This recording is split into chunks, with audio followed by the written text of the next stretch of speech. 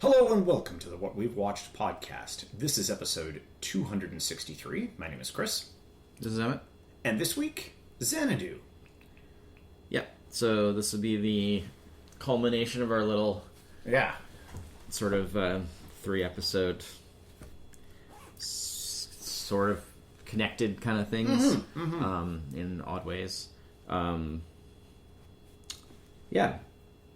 So Xanadu was written by Richard Christian Danis and Mark Reed Rubel and directed by Robert Greenwald and released in August of 1980. So, by far, a big jump between CoverGirl and Down to Earth. Down to Earth. Yeah, well, I mean, those are just kind of like the back... Yeah. You know, the backfill, and then, you know. So this is like the movie that it's inspired by Down to Earth. Kind of, yeah. You know, with the whole Muse kind of plotline. Yeah. Muse coming to Earth, falling in love with the dude. But with a very, like, heavy late 70s. Yeah. I mean, 1980s. Mostly late 70s, being it's an 80s film. Yeah, I mean, it came out in 1980. So, yeah, it's a late 70s influence. It's, yeah, definitely a product of, like, a late 70s kind of feel. So I was, after kind of the mediocreness of last week's, I was interested to see, like, what are they going to do with that to make this, I mean, notoriously, like, poor film, with, like, a cult following, with a very popular soundtrack. Yeah. And it was just like, all right. So, it's kind of funny because this is, like, similar to how you were with Sound of Music. This was, I was like, oh, I've heard all these songs. Yeah, well, because, like I say, like, they were big hits. So. Yeah. So, yeah, I mean, it's like there's the Olivia Newton-John stuff, and obviously she's also the co-star of it, and then there's the Electric Light Orchestra stuff. Yeah. And there's a couple other things. I mean, it was very strange the way that, like, because it was like a musical, but not in the conventional way, and it was like the way they incorporated the musical numbers was... This movie's super hodgepodge. Like, it's kind of a... Well, yeah, like, okay, like, in the first... It's just kind of like it doesn't... Like, I enjoyed certain things. Yeah. And then there was also just, like, really awful things. And, well, not even awful, that's not even the right word. It's like, there was just some really cringy stuff, which is, like, understandable given the sort of environment that it came out of. And sort of what it was trying to kind of... The sort of... okay, at the opening, I was like, the first couple of minutes where it did the whole thing with, like, that, with the Universal logo. Oh, yeah, and where it had, like, the original thing, and then it was like... Oh, then it, like, and then it's, like, the Concorde going around, and it's, like, a flying saucer going around making funny noises and stuff, and I was just like, oh, man. Where are they going with this? I love this. Like, this is, like, right up my alley. Like, this kind of clever, like, little... And then, like, I really enjoyed... I don't know what the flying saucer had to do with anything. I don't know, it was just funny. It was just like, originally it was like a little plane... Because originally it's like a little plane that goes around, right? And so it kind of did a good job of that, sort of marrying that kind of like that sort of like old school inspiration where it's like it has kind of that 1 foot in the 40s kind of thing, and the sort of like very current at the time late 70s, you know, 1980 kind of thing. And I was like, okay, like that's really cool. And then I liked like the way that the the title is really cool, how it comes up, and I liked sort of like the cinematography of like how things were like presented, and then like the introduction of like the main character who was like an artist, and then Sonny Malone. Sonny, and he's like an artist and he's like drawing the thing, and then you know, this movie taught me something. I didn't know that's how.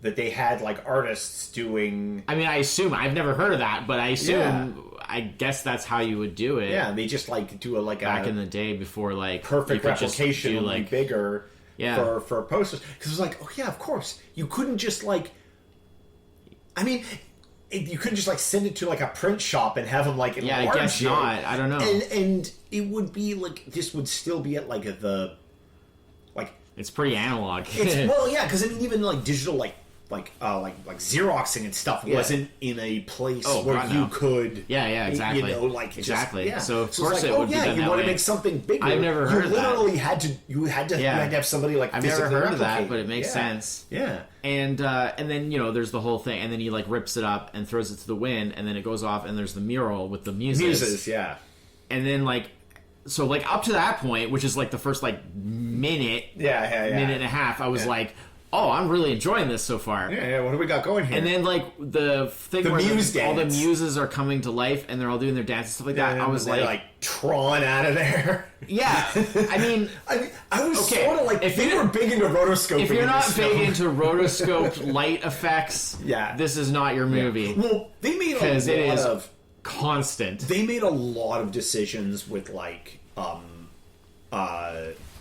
how they made like lighting and the sky look and rotoscoping to get a very certain like kind of like woo otherworldly feel to like parts of this film. And it was like I was very curious about it, so I looked it up. It was like it was like deliberate choices. They wanted to give the film like kind of this like a mystical energy to it. Sure. The problem is this film has a number of like interesting creative ideas. I mean, I shouldn't use the word interesting because it's got a number of... Use the word you want to use. But you know what I mean. Like, I don't want to say bad, I don't want to say good. It's like, there was a lot of ideas went into this film, but they were not assembled in a way that like made for like... Well, it's very the pacing is trash. It's very incoherent. Like, this is a great word for it. Because things take a turn like... Every few minutes, you're just like, what now? Yeah. But the whole plot is kind of just feels very nonsensical. Like, okay, so the connection this film has to the previous film is that Gene Kelly reprises his role of Danny McGuire from CoverGirl. Yeah, which is now many years later. Yeah. He's evidently his relationship with...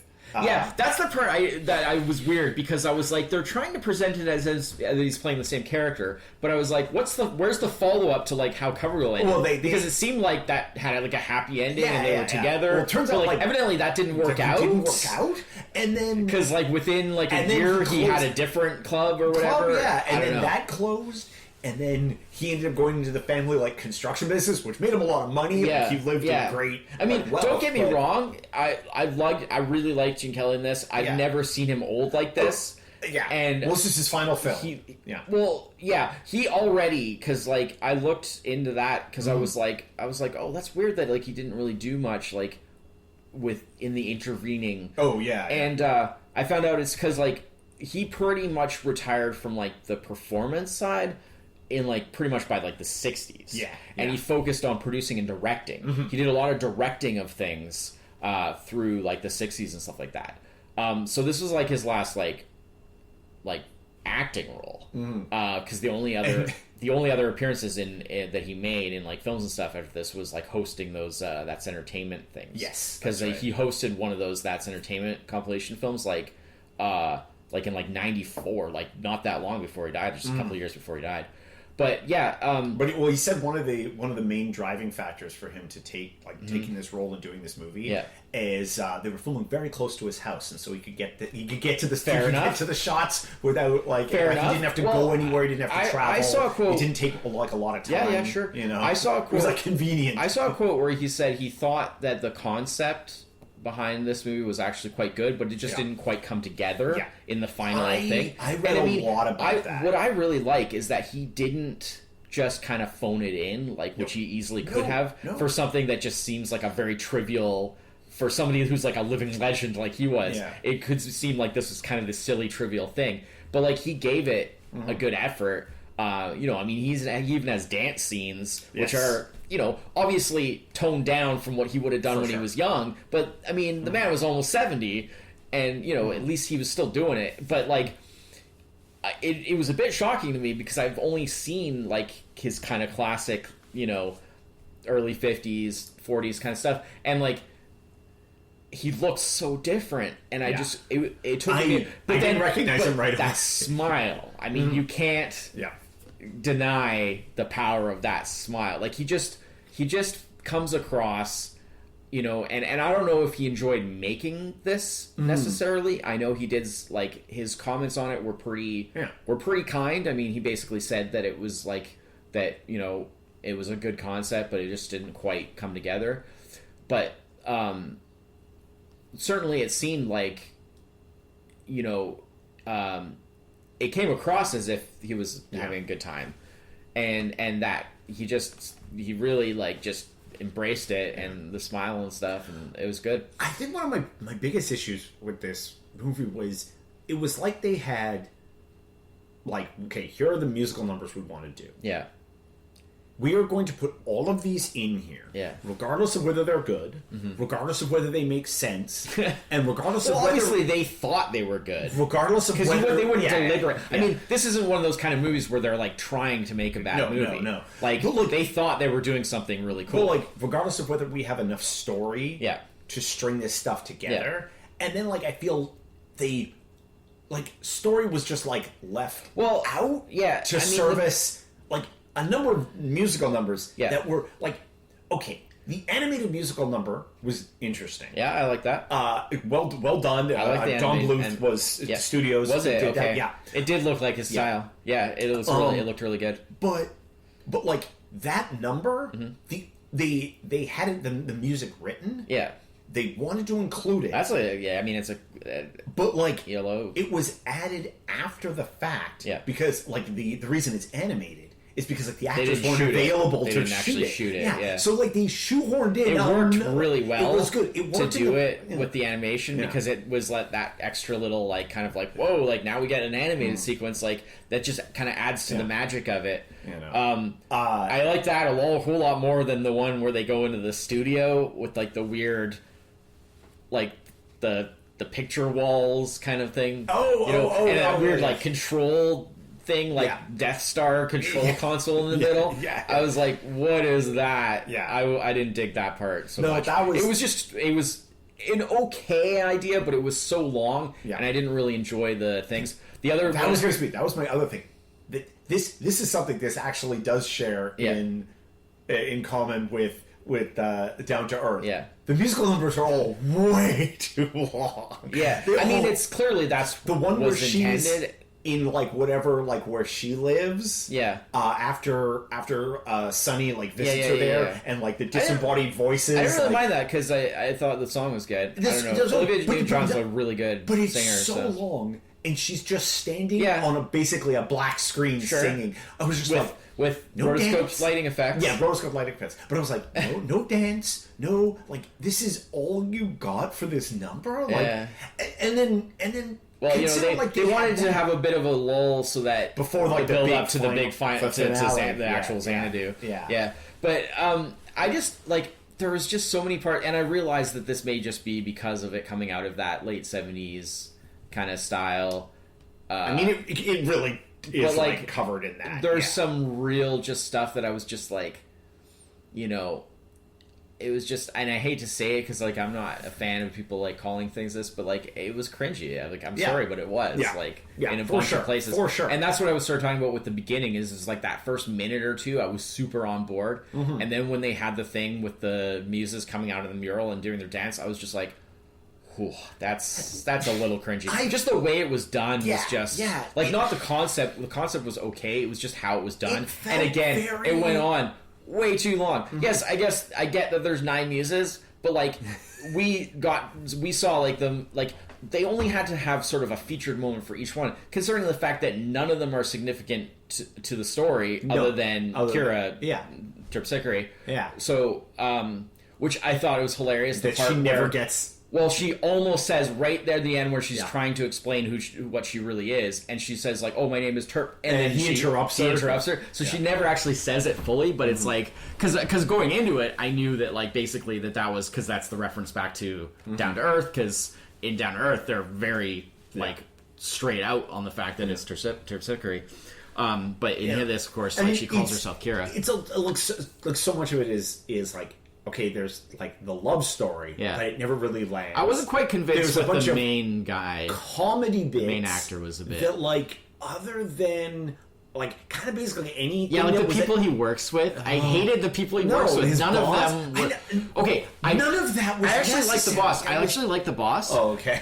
At first, because they talk about the boss, and then they introduce him, and I was like, it's the jerk boss trope, where like absolutely. he just doesn't get it, and he just wants to like have him do his work and shut up. Yeah. And then like the way they developed that, I actually found myself being like, actually, he's not that much of a jerk. He just like he knows his business. Yeah. He has a job that needs to get done. Mm-hmm. He understands where like these artists are coming from, but that's not what he's doing here. That's not his business. His business is to get the job done. Mm-hmm. And like I felt like he was actually relatively nice about it. Like he was stern, but like I felt like he was. Well, he had deadlines to meet. I felt like he basically like was quite patient. Ultimately, like at first, like I say, I thought like, the jerk boss trope. Yes. Yeah. But then I was like, he's actually pretty patient, and he's actually pretty like he breaks it down fairly well. That like this is what we do here. And it's like, if you can't sort of do that, that's fine, but this is the job that I need done. Yeah. And I mean, he kept giving Sonny a break because Sonny was so good at the job. Yeah, and I also really like the actor because I couldn't put my finger on it. I couldn't pinpoint it. I was so sure. I was like, Jim Sloyan? Yeah. I was like, I know this actor. What do I know this actor from? He's was in a lot of Star Trek.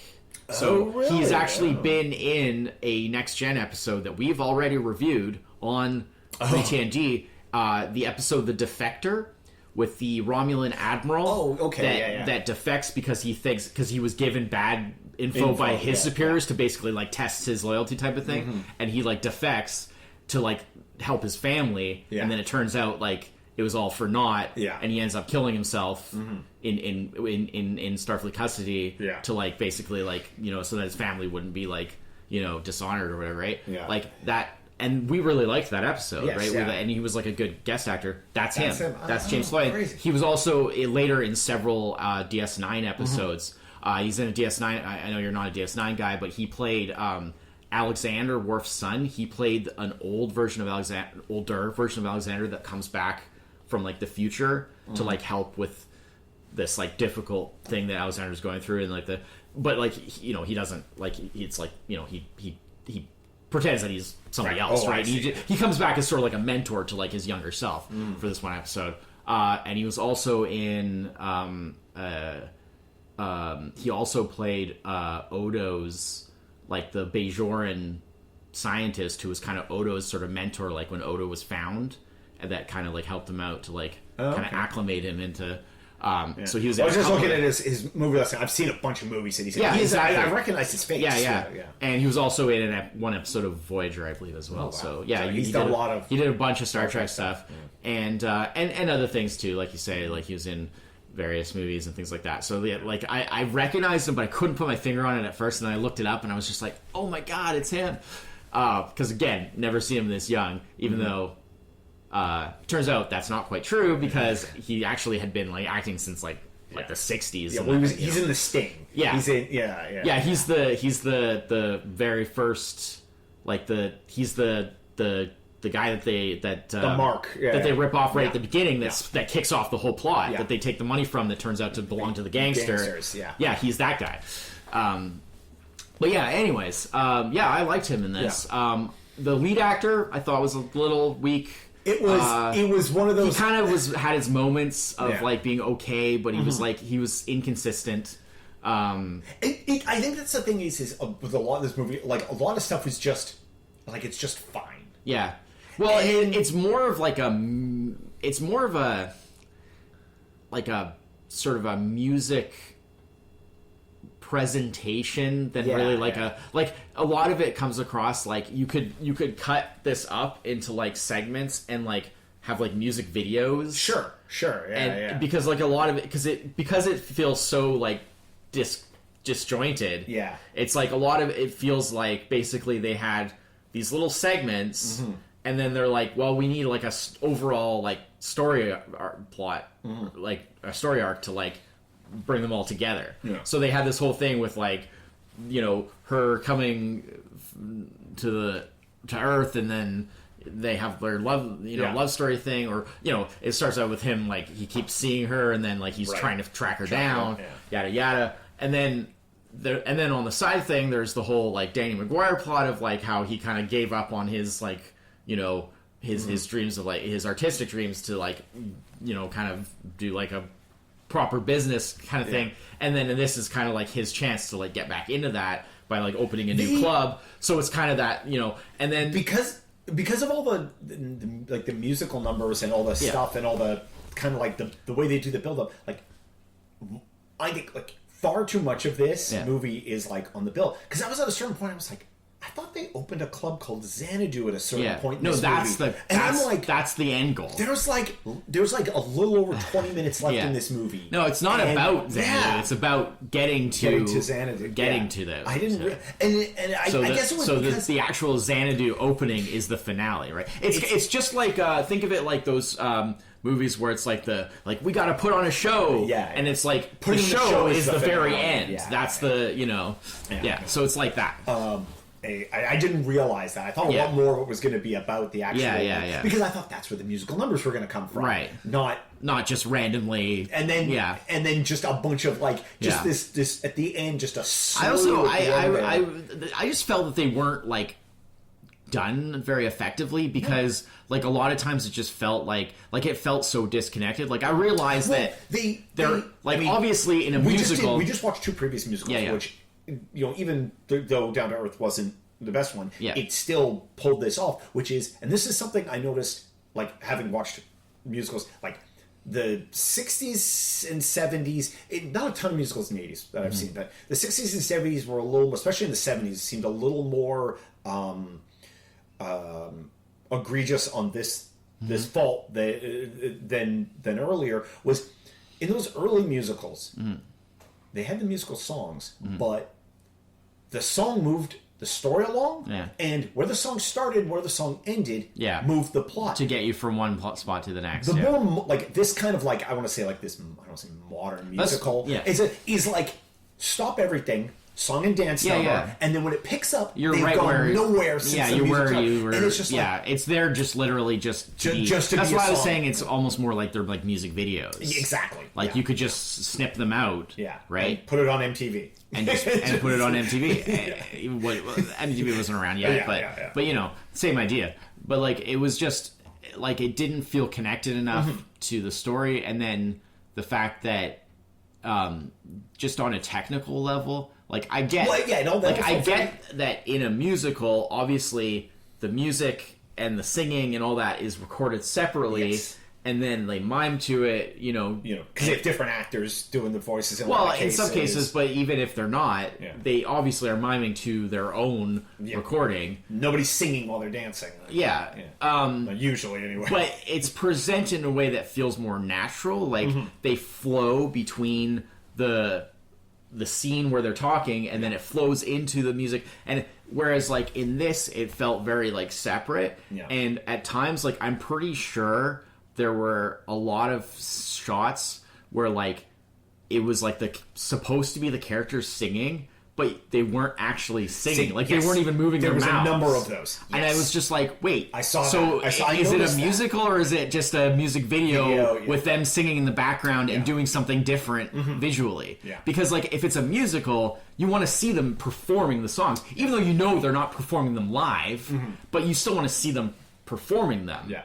If they're on screen, like it just was silly. It is. It's just that very like that heavy divide where it just feels like they just like and I mean, granted, it's like we're like harping on a lot of like negative things, and it's like, well, this isn't a well-regarded movie. No, it's not like we're not. It's not like we're just being like oh man, this great classic, and we're just like crapping all over it. Like no, like it's not a well-regarded movie, so it's not like it's a shock that it has problems. Exactly. Yeah. But it was interesting to watch, just to see what they would do. There's lots of flashy lights, and I don't think anything about it was like outwardly like bad. It was just a lot of like kind of ho hum decisions where you're like, and this was like it is one of those things like it smacks of somebody whoever was I guess the director. Well, who ended up earning a Razzie for this film. Yeah, well, this is kind of the inspiration. The inspiration for Razzies. For the Razzies was where he had like whatever his vision was. Like nobody would question him on it. Nobody would say, "Really? Is this how we should?" It's hard to say that because I feel like, or he wasn't questioning the people who were in charge. Yeah, I feel like it was a group effort, but I feel like a lot of it was probably because they basically were seeing it as primarily as like it was a vehicle for Olivia Newton-John at a time when this was not that long after. But that's a car she wish she hadn't gotten into. This is not that long after Grease. Yes, she was huge, right? And not after this. Well, never headlined again. Well, in movies, but obviously in music. No, that's what I'm saying. She in was movies, as big as ever. Because this was supposed to be her vehicle into movies, and it didn't. Yeah, sure. Oh, obviously musically, because her singing was. Yeah. But I'm just saying that that's probably where they were approaching it from. Was they probably a lot of things probably fell by the wayside. In service of like, let's make this like a showcase for Olivia Newton-John, which is like I could understand, given the period. Yeah. Also, the whole just getting Gene Kelly to do it. What a coup! Like that's just so amazing. So that alone, you have to thank whoever made it just for the fact of like wow, like for them to actually pull that off. Yeah, like I really liked. Couldn't get Rita Hayworth though. She said no, thank you. No. I really liked his kind of main featured scene where he's like reminiscing, and then it's like him, and then he has this whole dance, and it's like kind of like the memory, and it's like, and then he has this dancing where it's like, but it's him now, or him at the time the movie was made. And then 1980, and so, but it's like he's kind of like imagining, sort of like he's reminiscing about the past and stuff. Like I love that whole the whole thing about him going to the shop and getting like the Benny Goodman album or whatever, and then the whole Glenn Miller album. Glenn Miller, that's what it was. Yeah, sorry, and the Glenn Miller album, and then like. We talked to Sonny, and he's got his whole fancy setup there. It was just like, this room has great sound, and then there's like the clarinet solo, and he's like, oh, that's me, because that's the backstory for the characters. Like he's supposed to have been a clarinet player. Like he's the first couple of times he's just like hanging out like on a rock down by the sea by the beach, like playing his clarinet, which I thought was pretty neat. Well, because first off they make it because he says something about like, just hang around. I think the polite word for it is being a bum. Yeah, and I was like, oh, he's like down on his luck. Yeah, and he's actually like quite he's just wealthy. Retired, and he just doesn't. Well, he's like wealthy from his business. He's just idly rich. Yeah. But like. Because his heart is still in the music, but like he's kind of turned away from that being his main thing, and so the idea that like in his spare time. That he just goes down and hangs out at the beach and plays his clarinet. Like I just thought that was really neat. Yeah. It might not make a lot of sense, but like it worked in the context of this kind of like magical kind of feel that they were going for. So like all that stuff I like. So I really enjoyed seeing him. I thought it was great that he put so much oomph into it and didn't just kind of phone it in, which you would sort of expect from somebody like that. Plot point that I feel like I didn't put two and two together. At a certain point, when this is just during this scene where Sonny's is at Danny's house, and he's looking through the book there, and he sees the girl that Danny later has the dance scene with, and he sees the picture, and that's Kira. That's Kira. Yes. Okay, because I was like, because the way so she was like his muse and this like the singer in the band that he was working with. Yeah. Because then when he meets Kira, he's like. Yeah, because that's the thing is that they're very careful that they never come face to face until like right near the end. Yeah. So Sonny's talking about this girl. Yeah. And it reminds Danny of his experiences, but he doesn't know that it's actually her, right? Yeah. Until later. Yeah. So that's kind of the thing. Because they never like because at the Danny end never like. kind of like touch base on that after that. Well, they don't get that specific, right? Yeah. But, so I wasn't sure. I was like, because, did I miss something? Was she supposed to be somebody else? Because at the end, when he goes to like her world to like try to get her back, and there's that whole explanation of like, you know, that the muse only comes for like that one specific purpose to like the person that she goes to. One task. And then they're done and they leave. And that's why she can't stay. Supposed to be emotionally involved. That's why she can't stay and be with Sonny. And so that was the case for Danny, but like obviously it had the unintended effect of like after that he couldn't. Once he didn't have that same inspiration anymore, he kind of lost his... He really took a risk there, roller skating at that wall. That could have gone real bad. Yeah, I mean, you know, like to see the outtakes on that. Yeah.